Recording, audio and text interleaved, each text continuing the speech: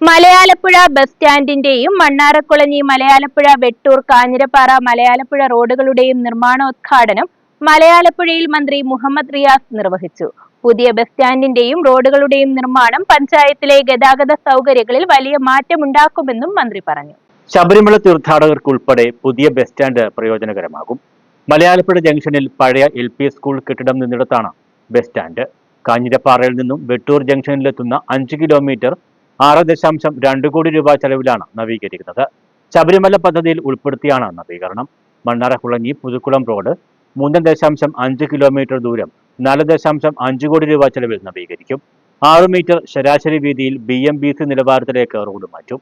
12.5 കോടി രൂപയുടെ 12,20,00,000 രൂപയുടെ 3 പദ്ധതികളുടെ ഉദ്ഘാടനമാണ് ഇവിടെ നടക്കുന്നത്. MLA ഫണ്ടിൽ നിന്നും 1 കോടി രൂപ അനുവദിച്ച് നിർമ്മാണം ആരംഭിക്കുന്ന മലയാലപ്പുഴ ബസ് സ്റ്റാൻഡിന്റെയും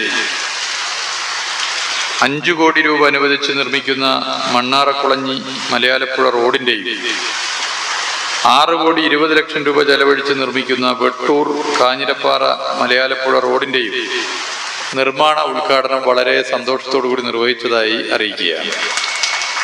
മലയാലപ്പുഴയിൽ സമഗ്ര വികസനം സാധ്യമായെന്ന് അധ്യക്ഷത വഹിച്ച MLA KU ദിനേഷ് കുമാർ പറഞ്ഞു.